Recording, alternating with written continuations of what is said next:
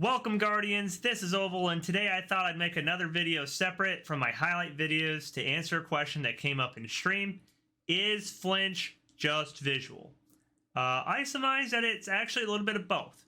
It's very similar to how you can get blasted behind a wall in this game, and it has everything to do with hitbox registry. Let's take a look at how to handle Destiny's linear fusions and sniper rifles. Looking at this chart, we can see the number of kills a particular weapon has during trials as a percentage of kills throughout the trials weekend. We can see that Arbalist has 3% of the total kills this weekend. That has a little bit of something to do with the nerf that recently just got sent out with Sniper Flinch.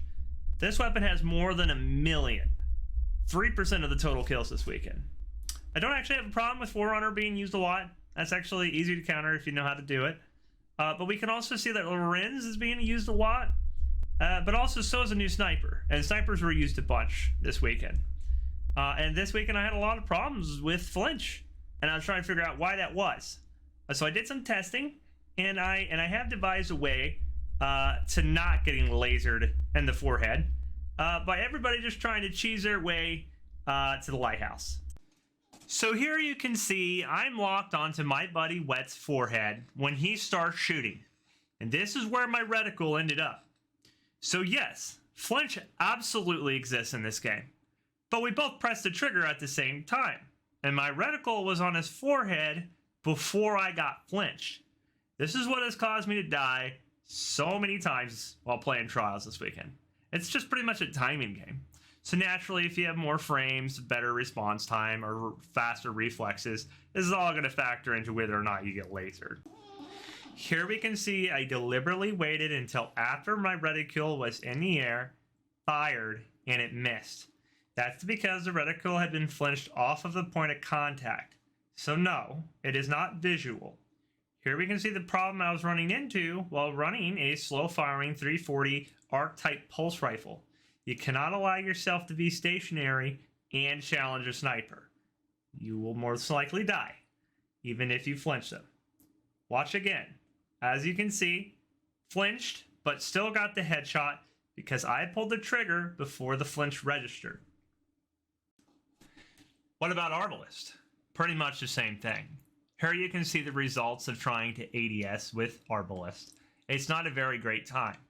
Now, if you want to use Arbalist correctly, all you have to do is aim towards the player as I am, charge the beam, then ADS. No flinch. Watch again as I take damage, and then charge the beam, then ADS. Flinch does not exist on this weapon. If you think this method only works on Arbalist, you'd be mistaken. This method also works great with Lorenz, as you can see here when I take damage from my buddy Wet.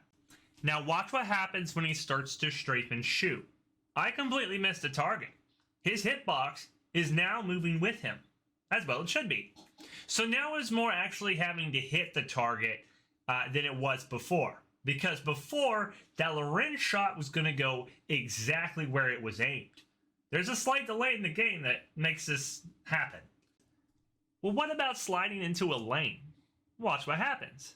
As you can see, you get stopped at the end of your slide in most situations, unless you have a dodge or some other ability.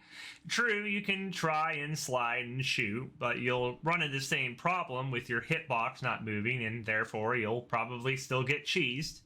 If you want to challenge a good linear fusion rifle player, you're better off first finding out where they are through the means of a class ability, and then actually walking out one pace or one guardian body away from the wall and standing up. Make sure you're standing up and just immediately shooting the target while strafing. Sliding is usually not a good option. Here we can also see the impact of crouch shooting or bag shooting to avoid that initial shot. Our test made it seem like it maybe work, but after a few attempts, I did discover that all you have to do is pull down on your joystick, or if your mouse and keyboard, pull down on the mouse while aiming, and it'll actually still hit through that flinch. Now you may have noticed on some of your weapons that during hipfire aim or non-ADSing, you'll see a nice little red dot on your screen if you're aiming at a player's head. In this case, this actually isn't where you want to aim. You can actually see here that you need to aim a little bit above the player's head. You can see this a little better while I'm aiming down the sights with Arbalist.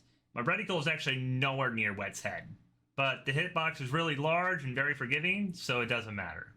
Now, I always try to aim right above the head while using Arbalist in a competitive fashion. Here you can see that Flinch is indeed stronger when hitting crits. I thought this might be because you're inflicting more damage to the individual, but I'm not really sure if that's how the game mechanics work on that or not. In conclusion, I can definitely say that there is Flinch in this game. But there is an absolute delay when it comes to some of these weapons and the crazy hitboxes that come with them. I don't have any video evidence of this, but I will say that if you encounter some crazy linear fusion rifle user and they start to slide out of a corner with the intent to pre-charge a fusion and score a kill, you're probably better off finding cover rather than challenging it.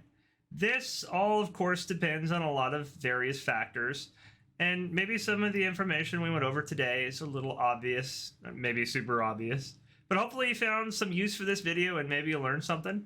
If you want more videos like this in the future, just let me know. And just make sure to like and subscribe. And as always, I'll see you in the Crucible.